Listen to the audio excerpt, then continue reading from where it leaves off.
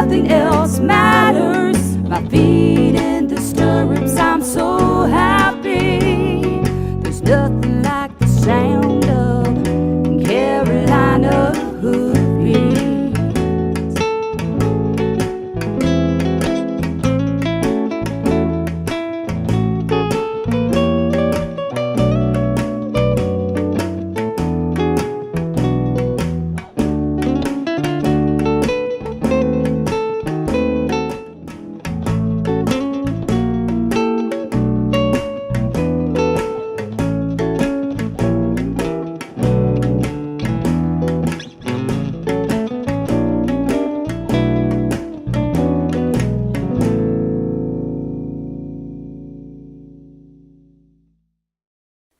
Hi, I'm Rose Cushing, host of Carolina Hoofbeats TV. From all of us at Cushing Media and my buddy Dunnett here, we'd like to thank you for watching for the past 3 years. We're very proud to be North Carolina's very first and only weekly TV show devoted entirely to the equine industry. Join us each week as we explore horse-human relationships. Dunnett and I never miss an episode, and I hope you don't either. In this week's episode, we take a look at what it takes to become a trail challenge judge. Have you ever thought about adopting a wild Mustang? Well, we traveled down to Supply, North Carolina to catch up with Neil Ward to see how he's progressing on the horse that he's training for the Extreme Mustang Makeover in August in Lexington, Virginia. Welcome to Martin County in northeastern North Carolina, located halfway between Raleigh and the Outer Banks. Martin County's got art.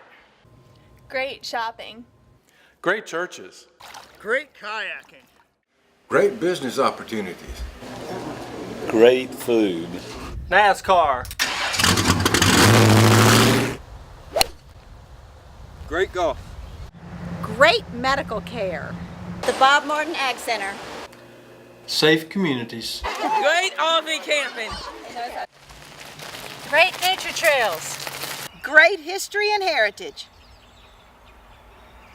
Martin County has great schools.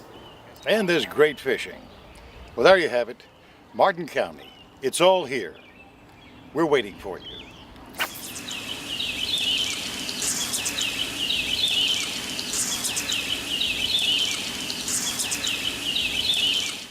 Obstacle challenges are a growing equestrian sport around the country, and we were lucky enough to be able to sit in on a class taught by Jim Thomas for the North Carolina Horse Council on judging. What does a judge look for when scoring an obstacle, and what does it take to become a judge? The handler may control the horse from any direction, side, back, or front. Is there anywhere in this world that says where your horse should lead? In front of me, behind me, or beside me? This is an open question. Okay. Where would y'all normally say is a preferred horse, a place for a horse to lead? 45 degrees from the front shoulder. Okay.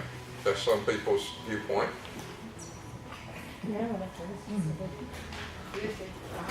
Yeah, this is right at my shoulder. Which one?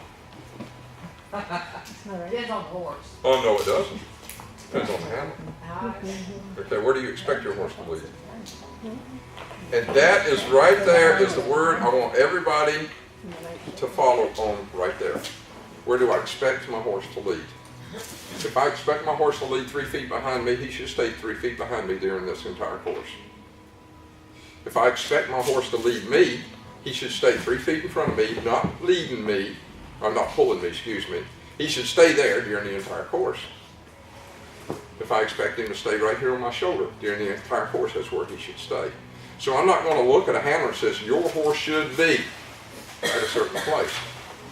All I'm going to look at the handler and it says, if you say your horse should be 40% degrees behind your right shoulder during the entire course, he should be Where it should be. That's where he should be.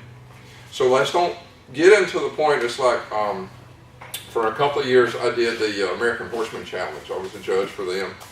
And they're thinking every horse should lead behind you.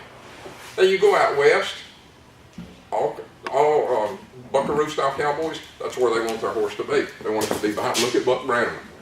Where does Buck lead his horse? Right there. Okay? So it's not here for me to chastise where you should lead your horse. It's for me to say, if that's where you decide your horse needs to be, as I see you coming up to the start line, through the entire in-hand course, that's where your horse should be. Unless you ask him to come forward through an obstacle or you ask him to back off. But his automatic response should be, okay, here's where I'm at, Dad, where do you want me? So think about that right there. So it's about what we see during the entire course. Riders, handlers with any deviation of the course pattern will be deemed as rider, handler, horse off course and will be disqualified for that run. Let me explain how that works. I just left obstacle number 2, the noodle curve. Obstacle number 3 is back through the barrels. Obstacle number 4 is trot the circle. There, I'm headed to obstacle number 4. I forgot about number 3. I get right to number 4. Just before I started that obstacle, somebody in the crowd hollered. Is that allowed? Yes. And they hollered to tell me what? You missed it. Go back and Oh, crap! Do number 3. And I just did that obstacle.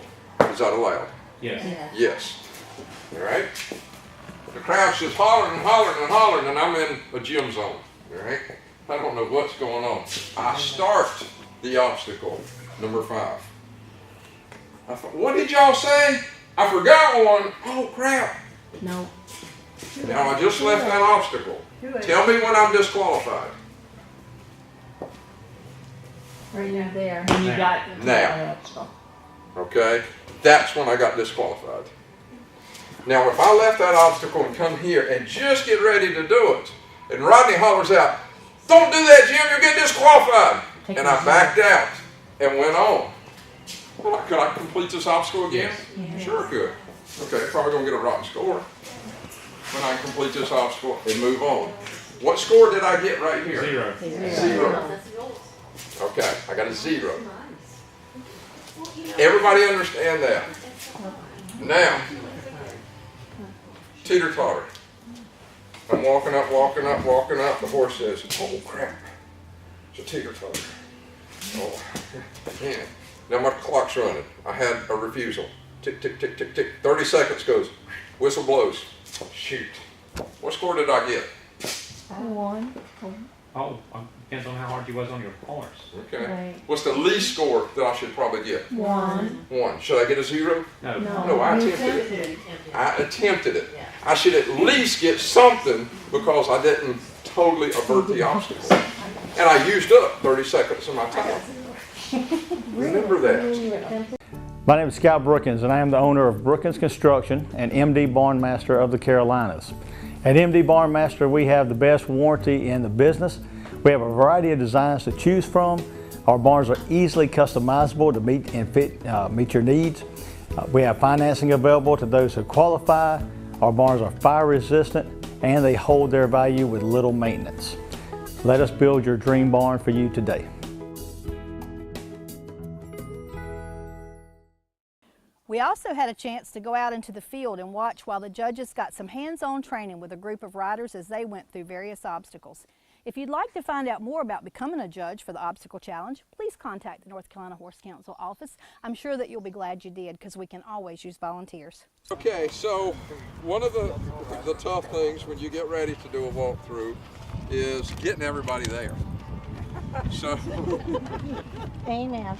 So it doesn't hurt to have an overbearing voice or especially a PA system that helps that out as well. But you know, these gals right here will normally say the walkthrough is going to be 5 minutes before the course itself. So the people will kind of have an idea. You know, we try to start at 10 o'clock or whatever the case. So once we get everybody there, before we even start the walkthrough, do your roll call right here. And if we're waiting on one person, now whenever all 9 people know we're waiting on number 10, there's going to be a little bit stronger search to find number 10. I'll give number 10 about 3 or 4 or 5 minutes, and then it's like, okay, we're going on. But when I give the roll call here, that's your place of go, so you know that. So then I'll tell, you know, look at number 7, that's who you're going, that's number 7, that's who you're going after, right? Remember. And so, you know, they may not know them, they may know them, but then it's like, okay, that's all I need to remember is I'm going after her. When I see the pink coat go, then it's my turn, all right? So just help those folks along, and you know, they're just as nervous as I am when I'm judging. Y'all believe that, right? All right. So then we start to walk through. So, you know, I'll go, and everybody will have the sheet, just like she does right here, that has everything drawn on it. And I'm like, okay. And this just helps y'all. Y'all, what's obstacle number 1? Okay, oh, tire, all right. People sinking in. If you come into this obstacle and you go on the right-hand side, I'm gonna count down on you because that's not the way it said it goes. But if I engage you to say, no, we go to the left, Jim, and I may start to the right, and then somebody will say, no, we're supposed to go over here. You know, I play with y'all to get you in tune with what's going on. All right, so we go here. Are we supposed to be walking or trotting? Trotting. Right, we're trotting through here. As I go through these tires, what I want to think about, the distance that I enter the tire and the distance that I exit the tire. That's what my score is going to be based on. If you come in this tires and try to make a straight line through this, I'm not going to score you as well as if you made 3 pretty half circles as you come through. It's about entering the tire, the side of the tire, and exiting the tire in the same radius. So that kind of explains to you how can I get a good score around this tire, doesn't it? One thing, you're at a handicap. Why? Because he's gated. Okay, he's a gated horse. But that's only a handicap if you let it be a handicap. Right. Okay? So everything that requires turns, your turns need to be big or small? Bigger. Huge. Yeah. Okay? And as long as you're keeping a nice, consistent gait, I don't care if you came this far out to make a circle. Not really. As long as he was getting me a nice little choo-choo, because I know he can't turn sharp when he's gating, because the guy stretches longer than I do. So I understand that, and if it takes you that big circle, that's good. Okay. So understand what you're working with, but help it work to your advantage. Right. The other, the other piece of that is, it's a little easier to steer a gated horse than a trotting horse. Yeah. Yeah, because you're more relaxed and you're more just like, you know, you're in the roll up there. Very. So let that work to you. Yeah. Okay. Super. No hesitation. The horse went through at the speed that he asked the horse to go.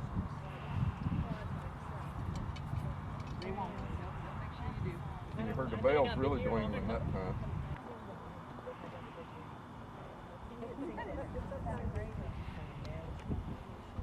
They're there anyhow, right? There's someone there anyhow, right? Well, I mean, should be, yeah, well, it's a management issue. So he's doing a solid ride.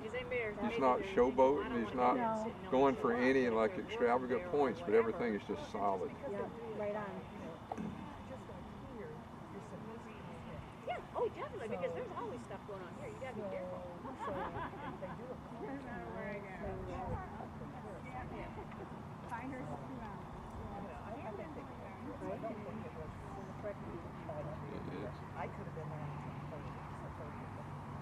Yeah, I was gonna go the 23rd, but you know, snow and everything, I definitely understand that. Yeah. Did you get him over the bridge? Good eye, Sally. Well, he didn't get him over the bridge before we went into our class.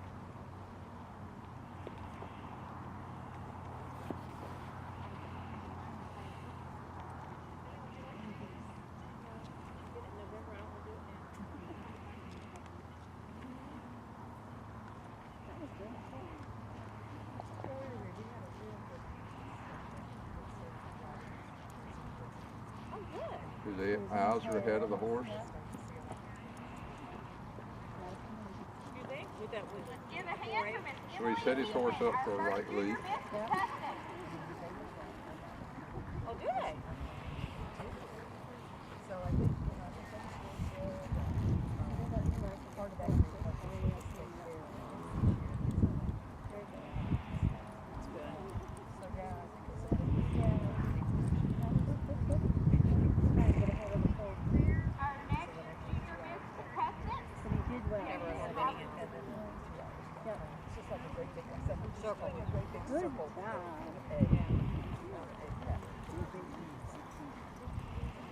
What was time?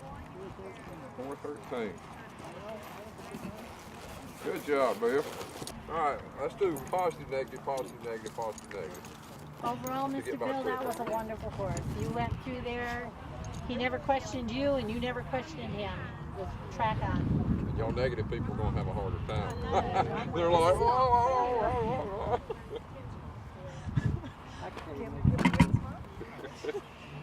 There was maybe a little bit of less straightness on the pole than the rest of everything. But that's all I can see. Good, good. But I mean, that's our job, you know, as judges. You got to be able, the best horse in the world has something negative in it, and the worst ride in the world has something positive in it. And that as a judge, you've got to find that. I mean, you look at these guys that are watching some of these up-end reining competitions and these up-end competitions.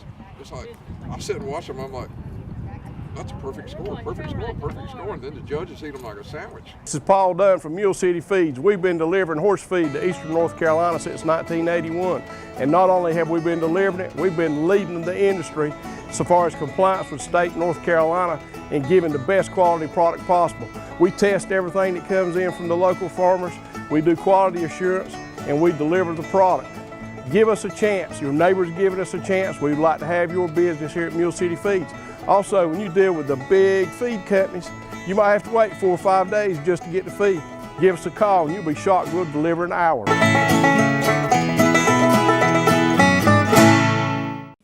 Let's head south to Supply, North Carolina and catch up with Neil Ward of Wits End Horsemanship.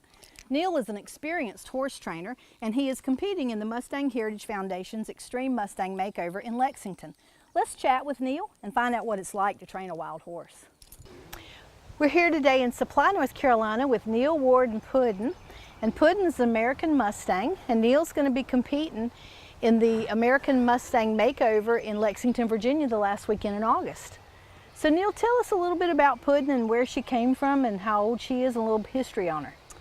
Puddin's a 5-year-old mare. She came from Rock Springs, Wyoming. She was a pretty flighty little horse, but I like flightiness because if I can get the feet moving first, we're already in the first step of learning how to do a maneuver because you can't do anything without movement. So I just try to take what most people think is a bad thing and put it to my good use. Right. So how many days out of the wild is Puddin now? I received her about 9:30 Saturday night, April the 30th. Okay. So we're 43, 44 days? Some days. Yeah, that's amazing. She's been on a few trips so far. We've been to Lake Waccamaw, we've been to the vet, we've been to Camp Lejeune. Matter of fact, next Friday she'll be at Camp Lejeune working with my therapy program at Camp Lejeune. Oh, that is awesome. So it's good for them and her for the exposure. So you're riding her now? Yes, ma'am, we're riding her. Groundwork, riding, saddling, trailer loading. We're on the way. That's awesome. So what's left to teach her between now and the time that you go to the makeover? Basically just exposing her to things that she normally wouldn't have seen. These makeover Mustangs basically have to be a seasoned horse in 100 days, not just greenbroke, but seasoned. You imagine going from wild to indoor arena with cameras, lights, people, dogs, kids, right? In a uncontrolled environment, if you want to say. So basically just, and I'm never satisfied with softness, so we'll continue to work on that and getting softness through our riding and just a willing partner to do whatever it is we need to do, task at hand. Now when you go to the makeover, what kind of classes do you have to show in? We got to do conditioning. They're going to want to look at our animal health-wise and all, and then we got to do handling as far as we got to turn them loose, catch them, trailer loading without hesitation, picking up their feet, and then we'll be doing obstacle courses and some pattern classes, and then if you make the top 10, a freestyle. Fantastic. What are you thinking about for a freestyle? This is kind of my first, this is my 8th Mustang, but it's my first makeover. I think everybody thinks about freestyle out the gate. My philosophy on this, it's kind of like a chess match. You know, you're playing chess with the horse and the other competitors and how far you're going to get. But my idea is if I can get a broke horse to do what I want, we can do a freestyle in 5 minutes as far as putting it together. Yeah. So my goal right now is a broke, maneuverable, willing horse and then we'll just take what she's great at and put it together as a freestyle. I've done freestyles before, and the best ones are ones you just go with the flow. That's true. It's more natural, it's more unforced, and you just have fun. My experience with the one Mustang makeover that we've been to was that the freestyle that won was really just good horsemanship. There were elaborate costumes there and there was elaborate routines, but the one that won was just a really good demo of what the horse could do and how easily and willing she was to do it. And I think that goes back to having a broke horse. You know, then you can just go out there and show off the horse's talent naturally without, you know, I'm not saying costume is wrong, but the horse's maneuvers and brokenness is more valuable. And we have to keep in mind also these horses will be adopted out. So the key in the end is still to be able to have a broke horse to be auctioned off for whatever family takes the animal after the fact.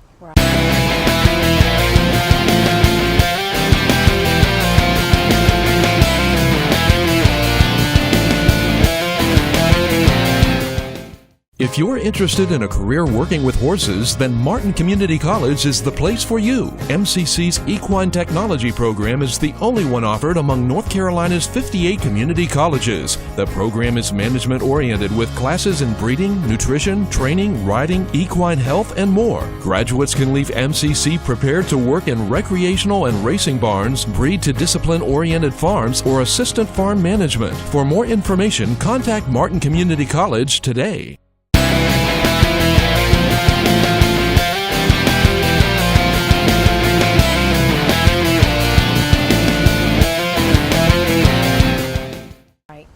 Right, it is good that you take that into consideration, that the person that buys her at the auction may not be able to do all the fancy maneuvers and stuff, so that's wonderful. So you don't plan to keep her? Who knows? I see the bond between y'all growing every time I come, so. Well, I discussed with y'all earlier, you know, I love horses, but I'm in love with the act of seeing the light come on with the horse and the relationship and that part. So I can't keep them all. So my high is working an animal that is deemed can't be taught to do something. My high is getting the light bulb to come on and those things start to develop and happen. Right. That's why I really enjoy working with, you know, problem horses but I love the Mustangs because it's a clean slate. You know, the humans haven't ruined it yet. To me, horses are perfect at being horses. Us humans are the ones that mess them up. Right. So anything a horse does, it's either put there by human or something I did. And they seem to be smart and willing and easy to train once you get the bond and the trust going. I think that comes from the clean slate.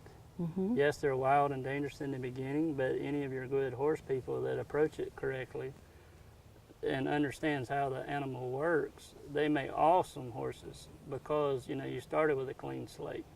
When I get done, I'm never satisfied or never finished, but when I get done with things this horse does, it's going to be a reflection of me and no one else, because I'm the one that got a hold of this clean slate to start with. Right, right. Well, so this is your 8th Mustang. Yes, ma'am. So you've trained them for other people Yes, in the ma'am. past?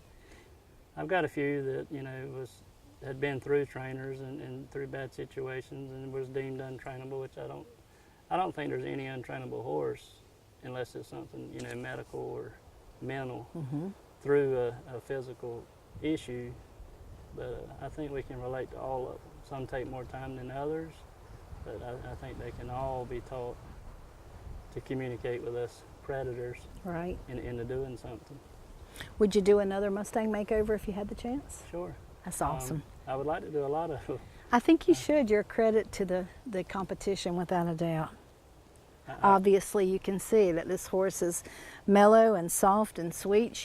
I've never pet her but once, ever. So. And that's the thing. You mentally stimulate these guys. The softness comes with it. The quietness comes with it. The eyes start, you know, fluttering. They go to sleep and they learn to trust. You know, here this horse came out of the wild. You know, she's been out. I've had her since, you know, 30, 40 days, and she's standing between two predators, being filmed by a predator with a big crazy machine, and she's going to sleep. I know. I mean, you've done an amazing job with her, Neil, as you do with all your horses.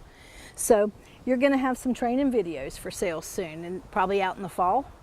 Sounds great to me. So people, if you're interested in getting one of Neil's videos, there's a Facebook page that you can go to, and we'll have that information up for you soon on our Facebook page. Thank you for spending some time with us. You.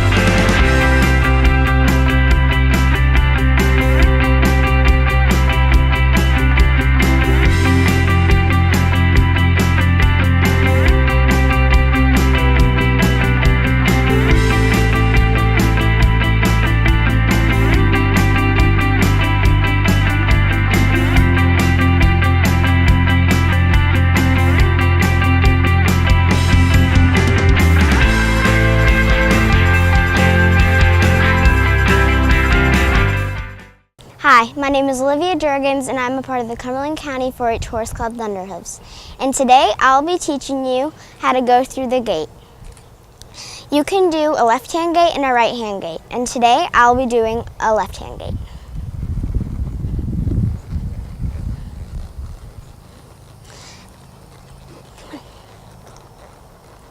And since I'm left-handed, I'm going to have to switch hands. You could just leave it like this, but if you're right-handed, you can just leave it how it is. I'm going to grab the rope, back my horse up, bring him through, turn him around,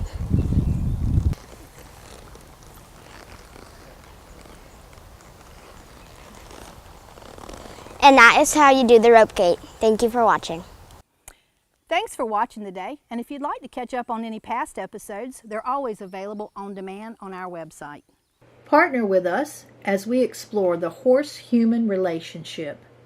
Curl up with something you love, an issue of Southeast Hoofbeats magazine, available in print at select locations, or read us online.